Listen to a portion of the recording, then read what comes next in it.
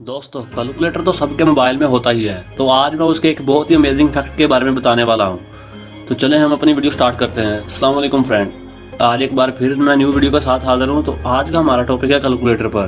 तो कैलकुलेटर के मैं एक ऐसे अमेजिंग फैक्ट के बारे में बताने वाला हूँ कि आप भी हैरान हो जाएंगे। तो चले कैलकुलेटर ओपन कर लेते हैं। ये हमारा कैलकुलेटर ओपन हो चुका है। तो मैं आपको बता दूँगा, अगर आपको भी इंटरनेट पे गूगल क्रोम पर जाके अपनी करेंसी को कन्वर्ट करना पड़ता है, यानी कि आप अपने हम पाकिस्तान में है तो यूएसडी को पाकिस्तान में कन्वर्ट करते हैं। हम लिखते हैं कि 1 USD टू PKR, तो हमें पता चलता है कितनी करेंसी है।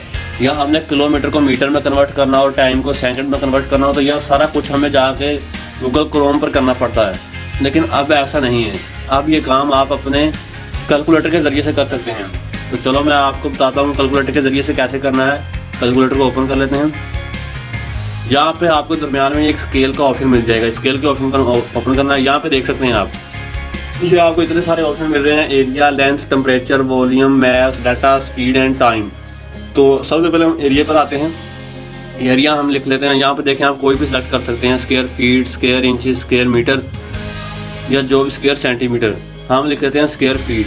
हम लिखते हैं इसको किस में कन्वर्ट करना है, नीचे वो सेलेक्ट करना है। स्क्वायर फीट को हमने कन्वर्ट करना है जी, बल्कि हम ऊपर करते हैं स्क्वायर मीटर। इसको स्क्वायर मीटर को हमने कन्वर्ट करना है स्क्वायर फीट में, तो हम नीचे स्क्वायर फीट कर लेते हैं। अब हम यहाँ देखेंगे, यहाँ लिखते हैं तो क्या जवाब आता है। हम लिखते हैं जी 10 स्क्वायर मीटर, तो नीचे स्क्वायर फीट आ गए हैं कि 10 स्क्वायर मीटर में इतने फीट होते हैं। इसी तरह लेंथ है, लेंथ में भी आप ये देखें इंचज़ है, किलोमीटर है, मीटर है, जो मर्जी सेलेक्ट कर सकते हैं। हम किलोमीटर कर लेते हैं।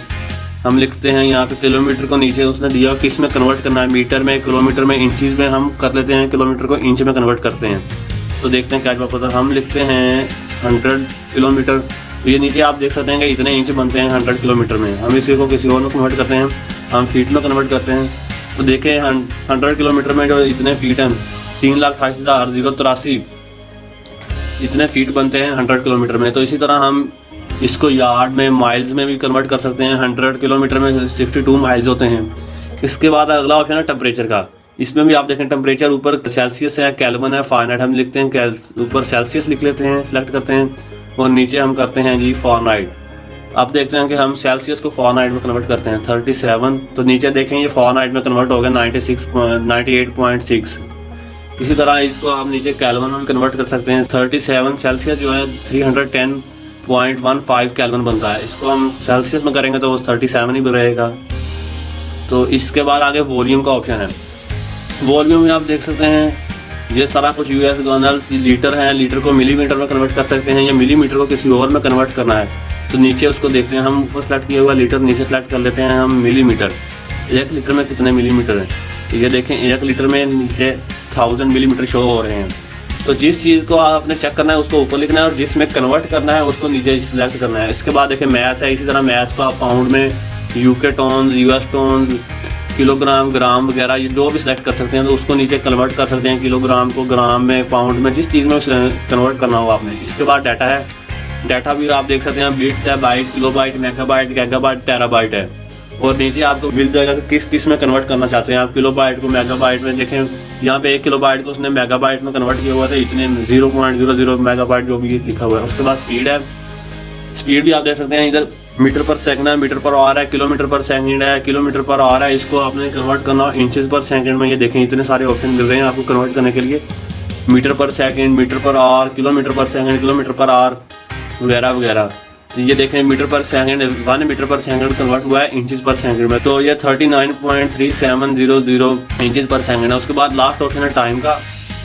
तो इसमें भी आप देख सकते हैं मैंने कन्वर्ट किया हुआ 10 वीक को मिनट्स में। तो 10 वीक में इतने मिनट बनते हैं। इस तरह ऊपर सेलेक्ट कर सकते हैं मिली सेकंड, सेकंड, मिनट, किस चीज़ को किस में कन्वर्ट करना है। तो नीचे देखें मिनट सेलेक्ट हुए पड़े हैं। तो ये देखें 10 वीक जो है उसमें इतने मिनट होते हैं। हम 10 वीक में हम आवर्स देख लेते हैं। 10 वीक में 1680 आवर्स बनते हैं। तो ये कैलकुलेटर का बहुत ही एक अमेजिंग फैक्ट है। इसके अलावा अगर आप कैलकुलेटर के ज़रिए से अपनी करेंसी को कन्वर्ट करना चाहते हैं तो वो भी ऑप्शन है। वो ऑप्शन आपको इस मोबाइल में नहीं मिलेगा। मेरे पास इस वक्त सैमसंग J6 मोबाइल है, तो इसमें देख सकते हैं आप सिर्फ यही है कन्वर्ट करने के लिए, यूनिट कन्वर्टर ऊपर लिखा हुआ है।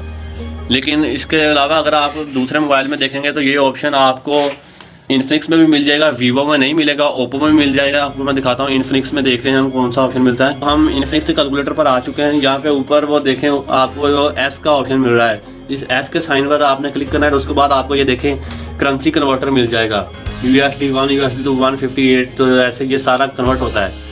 तो अब हम जाते हैं ओप्पो के कैलकुलेटर पर।